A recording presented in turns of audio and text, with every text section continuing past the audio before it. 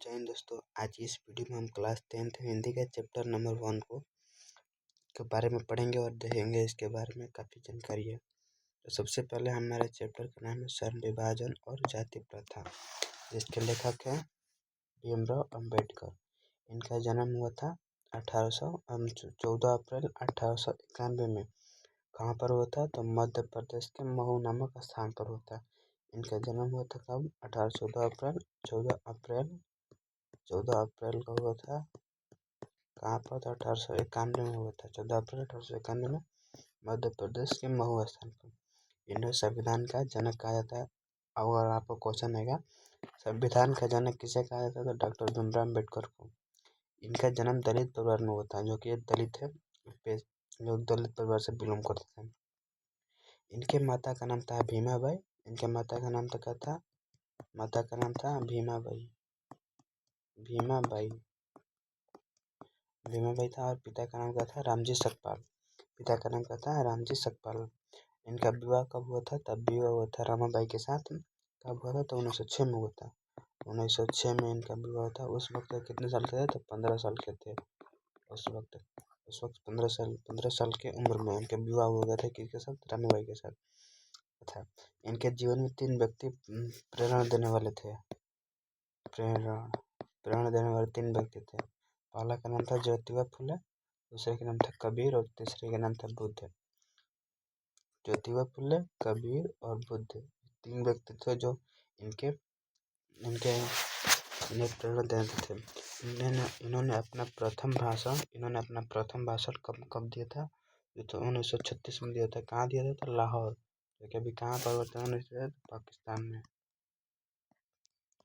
अभी में पाकिस्तान में स्थित है। अभी ये वर्तमान में कहाँ पर स्थित है? तो अभी पर यह पाकिस्तान में स्थित है।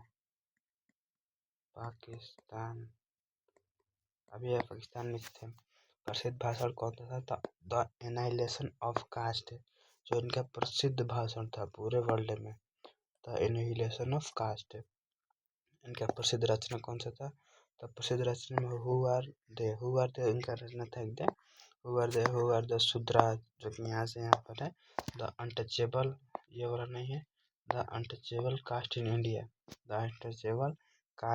इंडिया, ये भी इनका एक काफ़ी 3 ठो रचना है। इनका निधन कब हुआ था? तो निधन हुआ था 1956 में। कहाँ पर? तो दिल्ली में हुआ था।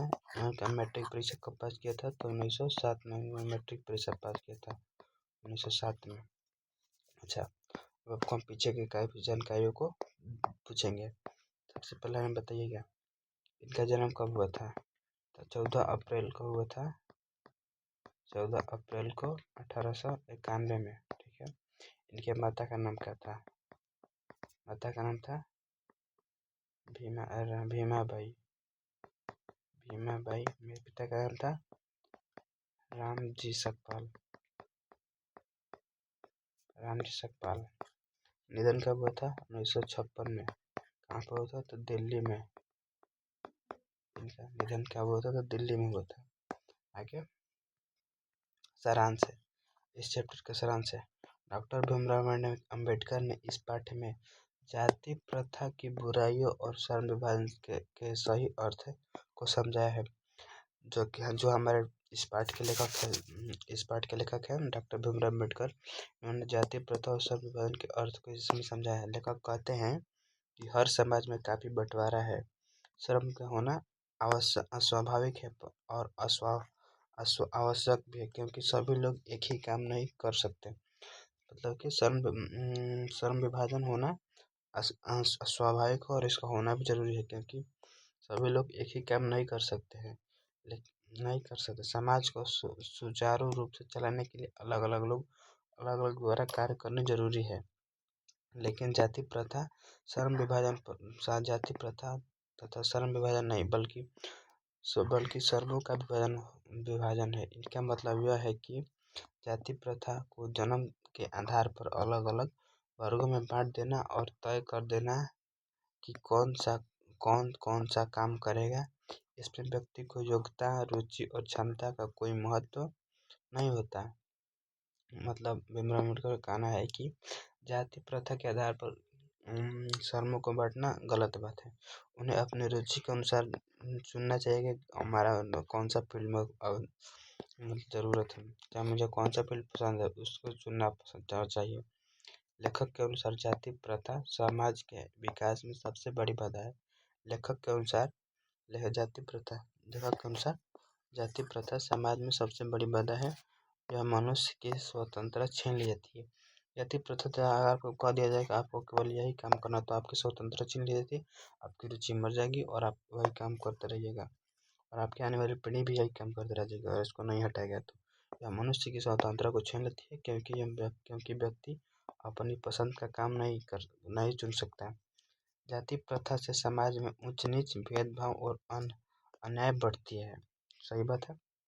जब तक समाज में जाति प्रथा रहेगा, ऊंच नीच, गरीबी अमीरी सब यहीं पर रहेगा। ऊंच वाले सोचेंगे, निम्न वाले निम्न स्तर पर रह जाएंगे और ऐसे समाज बिल्कुल नहीं चल पाएगा। भेदभाव और अन्याय बढ़ जाएगा। इससे लोगों में आपसी एकता, प्रेम और भाईचारा समाप्त हो जाएगा। मान लीजिए आप दो दोस्त है, एक अमीर है और गरीब है। दो दोस्त अमीर और गरीब तो कभी दोस्त बन नहीं सकते हैं, क्या एक भी हो जाए। एक और नाम का होता है, केवल फिल्मी डायलॉग होता है, मतलब वो अमीर है तो कभी गरीब को सोचे वो हमारे बराबर नहीं हो पाए और इससे वो कभी भी गरीब को मदद नहीं कर पाएगा।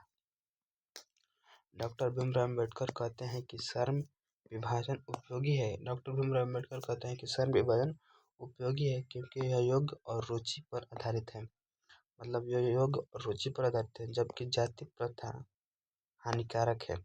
श्रम विभाजन उपयोगी है, मतलब कामों का बंटवारा, लेकिन जाति प्रथा हानिकारक है क्योंकि यह जन्म पर आधारित होता है।